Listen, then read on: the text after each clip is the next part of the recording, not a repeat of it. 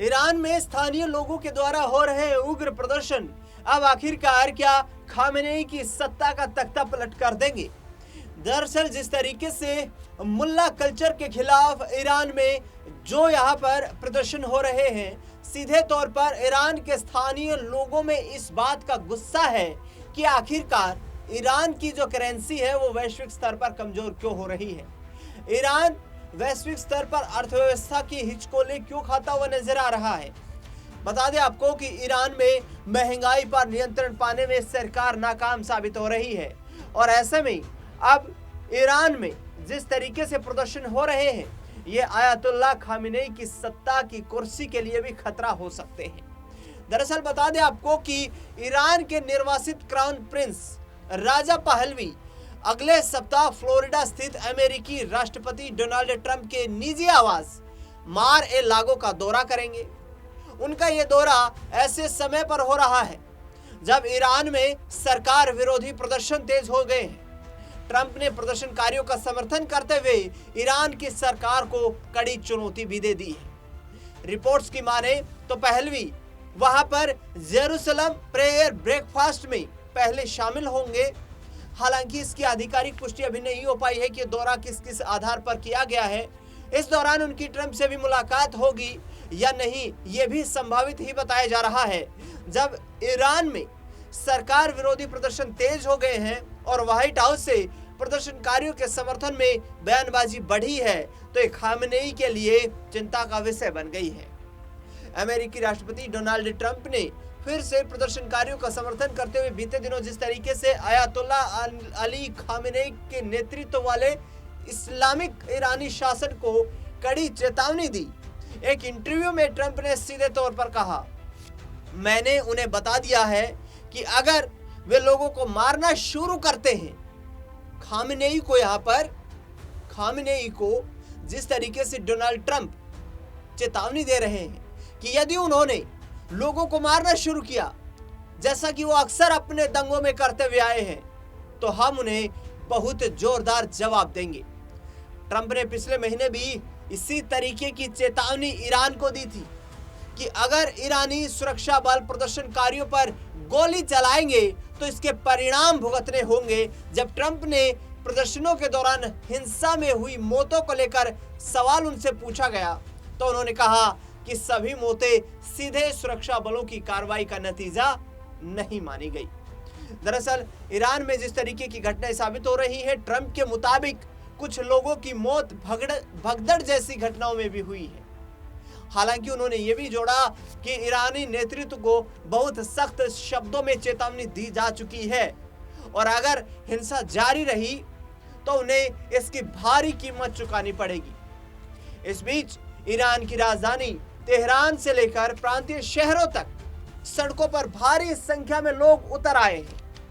प्रदर्शनकारी लोकतांत्रिक सुधारों और दशकों से चलती आ रही इस्लामिक शासन व्यवस्था के अंत की मांग कर रहे हैं। ध्यान दीजिए, यहाँ पर प्रदर्शनकारी जो लोग हैं वो इस्लामिक व्यवस्था के अंत की मांग कर रहे हैं। उन्हें इस्लामिक व्यवस्था ईरान में नहीं चाहिए, जैसे वे मुल्ला शासन कह रहे हैं, जिसका जिक्र मैंने शुरुआत में किया कि अब खामेनेई का मुल्ला शासन क्या ईरान में आगे आने वाले वक्त में खत्म हो जाएगा। सोशल मीडिया पर वायरल हो रहे वीडियोस में सड़कों पर प्रदर्शनकारियों की उमड़ती हुई भीड़ दिखाई दे रही है और शासन विरोधी नारे लगातार ईरान में साफ तौर पर सुने जा सकते हैं। दरअसल बता दें आपको कि इस्लामिक शासन के खिलाफ यह आक्रोश ईरान में देखा जा रहा है। ईरान में प्रदर्शनकारी खामेनेई के खिलाफ तानाशाह मुर्दाबाद, मुल्लाओं को छोड़ना होगा देश जैसे नारे लगा रहे हैं। वहीं रजा पहलवी के समर्थन में शाह जिंदाबाद के नारे लग रहे हैं। ईरान से गुरुवार को सामने एक वीडियो में आग की लपटों के बीच नारेबाजी करते हुए लोग दिखाई दिए, जो हालात की गंभीरता को दर्शाता है कि आखिरकार ये प्रदर्शन इतने उग्र कैसे हो गए। ये प्रदर्शन हाल के वर्षों में ईरान के सबसे बड़े सरकार विरोधी आंदोलनों में एक माना जा रहा है, जिसमें छात्र, मजदूर, महिलाएं अग्रणी भूमिका निभा रही हैं और वो तबका प्रदर्शन कर रहा है जो आर्थिक तौर पर आर्थिक तौर पर पिछड़ा हुआ है। दूसरी ओर ईरानी सरकार ने सुरक्षा बलों की तैनाती बढ़ा दी है, इंटरनेट सेवाओं पर रोक लगाई गई है और प्रदर्शनकारियों को कड़े अंजाम भुगतने की चेतावनी भी दी जा चुकी है। बावजूद इसके कि ईरान आर्थिक बदहाली, भ्रष्टाचार, राजनीतिक दमन और इस्लामिक शासन के अंतर्गत बुनियादी आजादी पर सख्त प्रतिबंधों से ये उपजा जनाक्रोश ईरान में थमता नहीं नजर आ रहा है। मानवाधिकार संगठनों के मुताबिक लगातार 12 दिनों से देश में प्रदर्शनों का दौर चल रहा है। ये विरोध डॉलर के मुकाबले ईरानी मुद्रा के रिकॉर्ड निचले स्तर तक गिरने से पैदा हुए गुस्से के बाद शुरू हुआ और ईरान के सभी 31 प्रांतों के 100 से ज्यादा शहरों और कस्बों तक ये फैल गया। अमेरिका स्थित human right activist news agency HRANA ने कहा है कि अब तक कम से कम प्रदर्शनों में 39 से ज्यादा प्रदर्शनकारियों की मौत हो चुकी है, जिसमें 5 मासूम बच्चे हैं।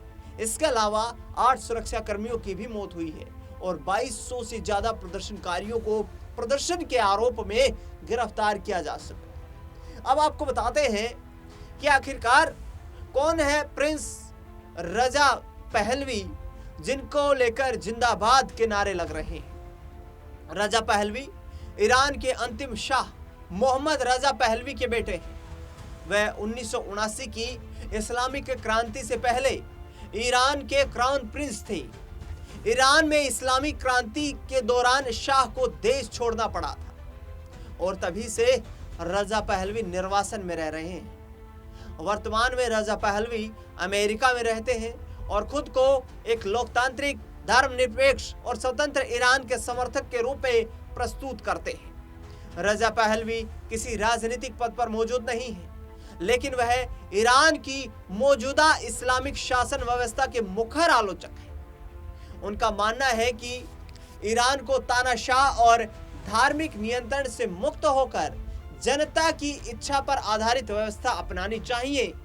वह अक्सर मानवाधिकार, महिला स्वतंत्रता और लोकतांत्रिक सुधारों की बात करते हुए नजर आते हैं। बता दें आपको कि अयातुल्लाह खामेनेई को लेकर जो प्रदर्शन हो रहे हैं वो भी वाकई ईरान में चिंता का कारण बने हुए हैं। ईरान में प्रदर्शनों से उनका खास संबंध क्यों बताया जाता है? दरअसल बता दें आपको कि हालिया सरकार विरोधी प्रदर्शनों के दौरान रजा पहलवी ने खुद प्रदर्शनकारियों का समर्थन किया। उन्होंने ईरानियों से शांतिपूर्ण तरीके से एकजुट होने और शासन परिवर्तन की दिशा में आगे बढ़ने की अपील की। कई प्रदर्शनकारियों ने शाह के समर्थन में नारे लगाए और रजा पहलवी के नाम के पोस्टर भी देखे गए, जो ये दर्शाते हैं कि कुछ प्रदर्शनकारियों ने इस्लामिक शासन के विकल्प के रूप में ईरान में देखते हुए नजर आ रहे हैं। ईरान में दशकों तक शाह के समर्थन को अपराध माना जाता था, लेकिन मौजूदा प्रदर्शनों में ऐसे नारे सुनाई देना ये दिखाता है कि जनता का गुस्सा खामेनेई की सरकार के खिलाफ कितना गहरा है। हालांकि सभी प्रदर्शनकारी राजशाही की वापसी नहीं चाहते हैं। वे रजा पहलवी को ईरानी जनता को एकजुट करने वाले प्रतीक और अंतर्राष्ट्रीय मंचों पर उनकी आवाज के रूप में देखते हुए नजर आते हैं, जो ये दर्शाता है कि ईरान को अब आने वाले वक्त में एक नई सरकार की आवश्यकता मिली, एक आवश्यकता महसूस हुई, तो इसके लिए रजा पहलवी एक विकल्प हो सकते हैं, जो कि ईरान की जनता के लिए अब आने वाले वक्त में एक प्रेरणा स्रोत के रूप में बनते हुए दिखाई दे सकते हैं। फिलहाल इस खास रिपोर्ट में इतना ही।